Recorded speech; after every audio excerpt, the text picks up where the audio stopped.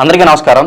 ఇవాళ మనతో ప్రముఖ ఆస్ట్రాలజర్ వంగర రవిశంకర్ శర్మ గారు మనతో ఉన్నారు. వారితో మాట్లాడదాం. గురుగారు నమస్కారం. నమస్కారం అండి. గురుగారు, ఆగస్టు నెలలో సింహరాశి వారికి ఎలాంటి ఫలితాలు ఉండబోతున్నాయి కాస్త వివరించండి. తప్పకుండా. సింహరాశి వారికి మనం గమనించినట్లయితే ఈ యొక్క నెలలో గ్రహస్థితి రీత్యా వచ్చేటప్పటికి వారికి చివరి ర్యాంక్ ఇవ్వడం జరిగింది, 12వ ర్యాంక్ ఇవ్వడం జరిగింది. ఎందుకు ఈ మార్పు, మరీ చివరి ర్యాంక్ ఎందుకు ఇచ్చారు అంటే వచ్చేటప్పటికి గ్రహస్థితి రీత్యా కుజుడు వచ్చేటప్పటికి ఈ రాశి వారికి 27వ తారీఖున తన యొక్క మార్పు అనేది చేసుకుంటున్నాడు. రాజ్యస్థానంలో ఉంటే లాభస్థానంలోకి వస్తున్నాడు, అప్పుడు బాగుంటుంది. కానీ ఆగస్టు నెలలో మేజర్గా 27 డేస్ కంప్లీట్ అయిన తర్వాత ఈ మార్పు జరుగుతున్నది. అందుకోసం వారికి తక్కువ ర్యాంక్ ఇవ్వడం జరిగింది. మొదటి 27 రోజులు కూడా బ్యాడ్ టైం అనే చెప్పొచ్చు. బ్యాడ్ టైం అనే కాదు, కొంచెం మిశ్రమంగా చెప్పొచ్చు అన్నమాట. కొంచెం తక్కువ ఫలితాలుగానే చెప్పొచ్చు. ఎందుకంటే గురు బలం లేదు. ధనస్థానంలో వచ్చేటప్పటికి కేతువు, అష్టమంలో రాహువు.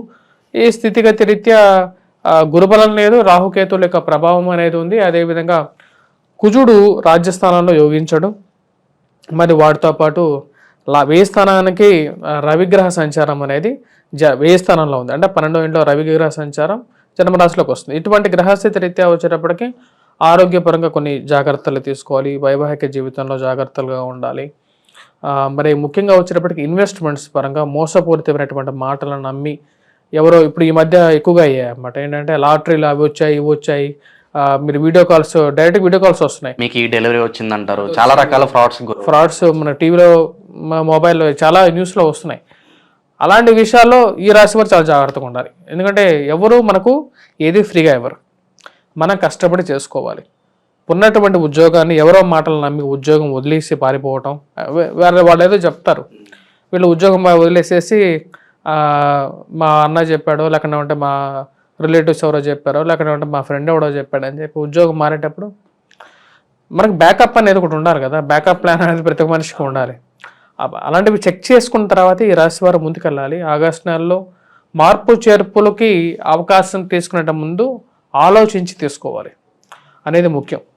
బిజినెస్ పరంగా కూడా పెద్ద పెద్ద ఇన్వెస్ట్మెంట్స్ చేసేటప్పుడు మీ యొక్క జాతకాన్ని పరిశీలించుకున్న తర్వాతే ముందుకు వెళ్ళండి. ఎందుకంటే అందరికీ అన్ని వ్యాపారాలు సెట్ కావు, ప్లస్ వ్యాపారం చేసేవాడికి ఒక మనస్తత్వం ఉండాలి. నువ్వు 10 రూపాయలు పెట్టి 20 రూపాయలు పెట్టి ఒక కూలీని పెట్టి ఒక 4 రోజుల్లో మెయింటైన్ చేయలేని వాడు ₹1,00,00,000 బిజినెస్ అనేది చేయలేడు. కాబట్టి అంటే చేయడానికి చేయకూడదని చెప్పట్లేదు నేను, కాకపోతే మీ యొక్క జాతకాన్ని ఒకసారి పరిశీలించుకొని. ఎందుకంటే చాలామంది నేను గమనించినటువంటి వారు, ఒకతను నాకు ఫోన్ చేసి అలాగే చెప్పాడు, ఇలా దాదాపు ₹22 లక్షల లాస్ అయ్యాడు. ఆయన జాతక రీత్యా వచ్చేటప్పటికి గురువు నిత్యత్వం పెట్టాడు. ఆ గురు మహర్దశ వచ్చింది. కరెక్ట్గా అదే టైంలో ఇంటి దగ్గర వాళ్ళ బంధువుల్ని వీళ్ళని అడిగి, అంటే ఎవరో ఇలాగే ఆన్లైన్ యాప్స్లో మోసాలు అన్నమాట ఇవన్నీ. టెలిగ్రామ్ యాప్లో ₹1,00,000 పెడితే 10 లక్షలు వస్తాయని చెప్పేసి మోసం చేసేసి అటువంటి పరిస్థితికి వెళ్ళొద్దు. ఎవరైనా సరే మన కష్టంతో చేసేటువంటి విషయాలకి జాగ్రత్తగా ఉన్నాడు. అలాగే రాశి వారికి ఉద్యోగ ప్రయత్నాలు ఎంతవరకు ఫలిస్తాయి అంటారు? అలాగే ఉద్యోగాలు ఉన్న వారికి ఎటువంటి పొజిషన్కి వెళ్ళే అవకాశం? ఈ రాశి వారికి వచ్చేటప్పటికి 27వ తారీఖు నుంచి గ్రహస్థితిలో మార్పు అనేది ఉంది. స్వక్షేత్రంలోకి రవిగ్రహ సంచారం జరుగుతున్నది. కోపతాపాలకు దూరంగా పెట్టండి.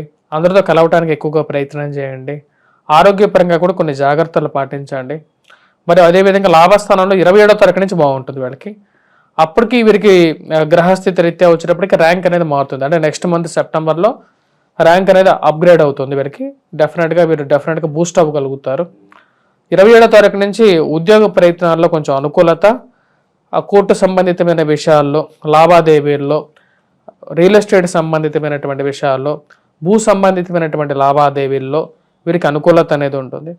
బ్రదర్స్ సిస్టర్ రిలేషన్షిప్స్లో కూడా ఉన్నటువంటి ఇష్యూస్ ఏవైతే ఉన్నాయో వాటిని ఒక సార్ట్అవుట్, అంటే మధ్యవర్తి ద్వారా దాని సంప్రదింపులు చేసుకొని వాటిని క్లోజ్ చేసుకోవటం, ఇవన్నీ ఇష్యూస్ అనేవి 27వ తారీఖు తర్వాత జరుగుతాయి వీరికి.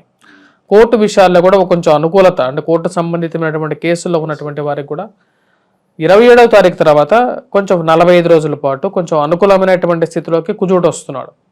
ఆ టైంలో వీరికి కొంచెం అనుకూలత అనేది ఎక్కువగా ఉంటుంది. కొన్ని విషయాల్లో సార్ట్అవుట్ కూడా అవ్వగలుగుతాయి. అలాగే గురుగారు, ఈ రాశి వారికి విద్యార్థులకి ఎలా ఉండబోతుంది? కాంపిటేటివ్ ఎగ్జామ్స్లో ఏమన్నా వీళ్ళు మంచి ర్యాంకులు సాధించే అవకాశం ఉందంటారా? కాంపిటేటివ్ ఎగ్జామ్స్లో చెప్పాలంటే ఇప్పుడున్నటువంటి గ్రహస్థితి గురుబలం లేదు ఈ రాశి వారికి.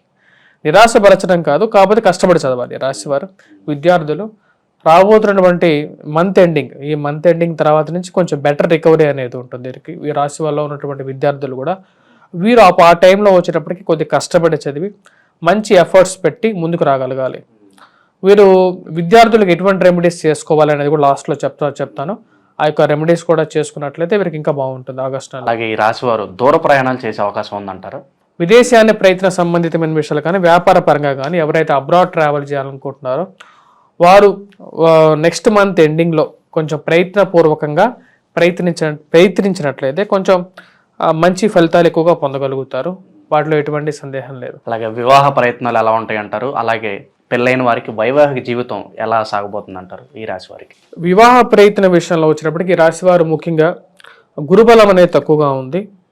గురుబలం తక్కువగా ఉన్నా సరే ప్రయత్నపూర్వకంగా ప్రయత్నం చేయాలి.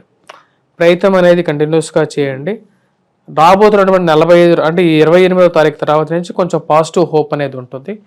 ఇంకోటి ఏంటంటే ఆన్లైన్లో మోసాలు, ఆన్లైన్లో సంబంధాలు అవినేవి చూసి ముందుకు వెళ్ళేటప్పుడు కూడా కొంచెం జాగ్రత్తలు తీసుకోండి. ఎందుకంటే చెప్పేటువంటివి కంటికి కనపడేవన్నీ నిజాలు కాదు, కనపడనివన్నీ అబద్ధాలు కాదు.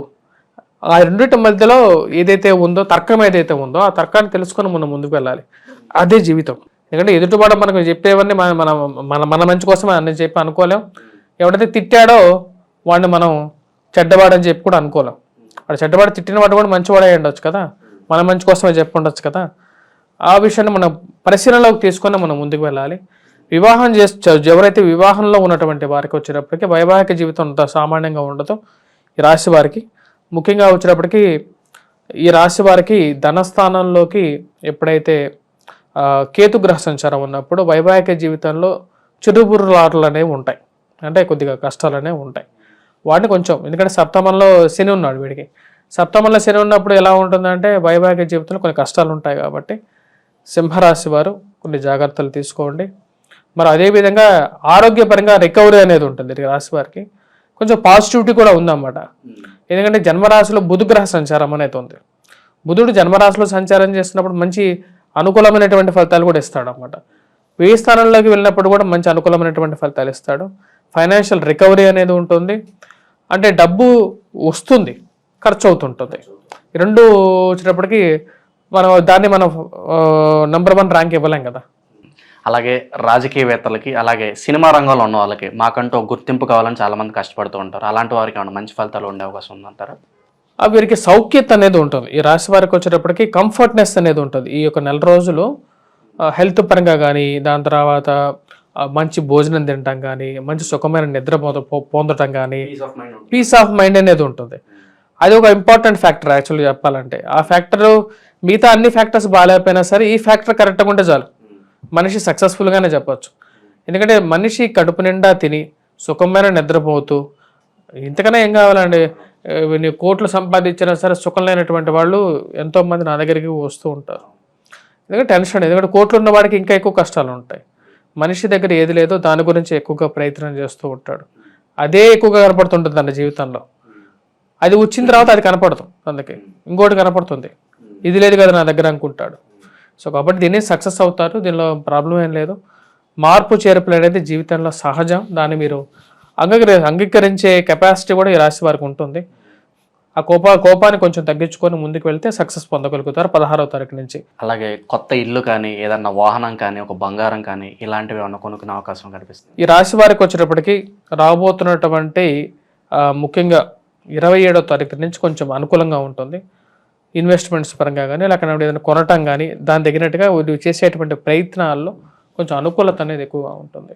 సింహరాశి వారు ఎటువంటి పరిహారాలు చేసుకుంటే వీళ్ళకి మంచి ఫలితాలు ఉంటాయంటారు? ఈ రాశి వారికి ముఖ్యంగా విద్యార్థుల గురించి ఇందాక చెప్పినట్టుగా గురువు యొక్క అనుకూలత లేదు. వీరేం చేయొచ్చు అంటే ముఖ్యంగా గోధుమలతో చేసినటువంటి ఏదైనా రొట్టెలు కానీ ఏదైనా చేసేసి గురువారం పూట ఆవుకి పెట్టడం అనేది ముఖ్యమైనటువంటి సింపుల్ రెమెడీ అన్నమాట. ఆవుకి పెట్టచ్చు.